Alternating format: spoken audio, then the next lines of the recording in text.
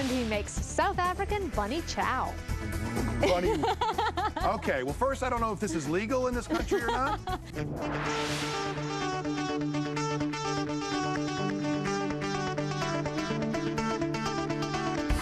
Welcome back to Daytime. I'm Cindy's co-host, Fisher from 97X, and Rachelle Lucas has the best job. She travels to wonderful locations around the world and blogs about the food. Today, she joins us to talk about her trip to South Africa. How are you doing? I'm doing wonderful, and I spent an amazing 2 weeks there. It's a beautiful country. All right, what are we cooking today? Just real quickly. Bunny chow. Bunny. Okay, well, first, I don't know if this is legal in this country or not, but before we get to that, we have some pictures we want to show you from your trip, or you want to show them. Sure, sure. Okay, so this is on safari at Pinda, and this is one of the vehicles that we were in when we went to look for some lions one morning, and it was really amazing. The lions actually walk right up next to you. And this picture here is when the lions came looking for you guys. Yes, and I took that on my iPhone, if that gives you any clue on how close we were. So as long as you stay in the vehicle and you mind your ranger, you're safe. There's one of the cheetahs that were there. They were so beautiful. Did you take these pictures? I did. I took some of them, and then some of them one of the other guys on our trip, David, took. So I think David took this one. He had the mega zoom lens.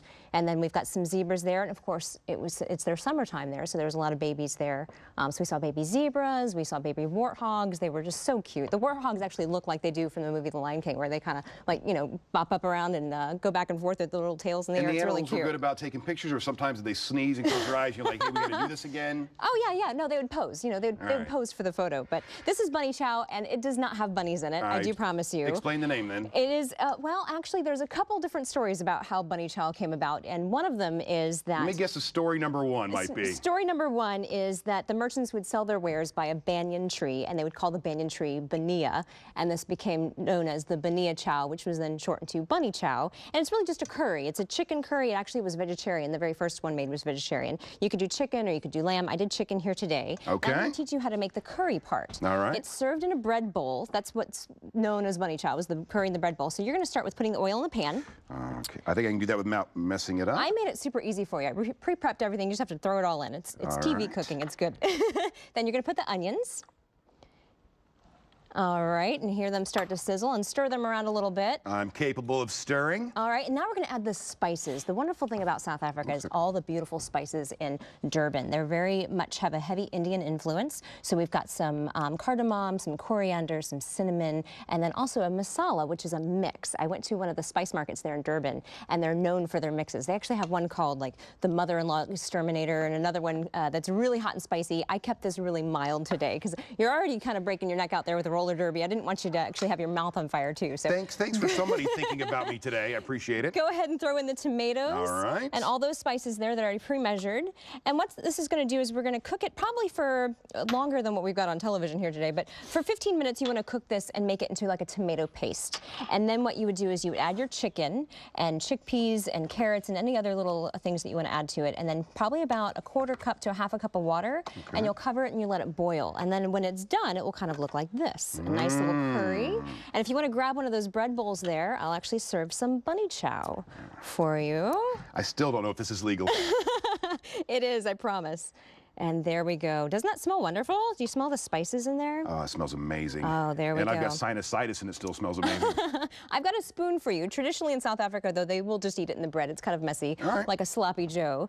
And well, traditionally, where I'm from in Ocoee, we kind of do the same thing. Even with real bowls, I don't think we use, we don't use any silverware. So go ahead and give this a nice... So go ahead and give it a try. And if you go to lunch in South Africa and they say we're going to go grab some bunnies for lunch, you'll know you're having chicken curry. Well, the chicken curry is hot.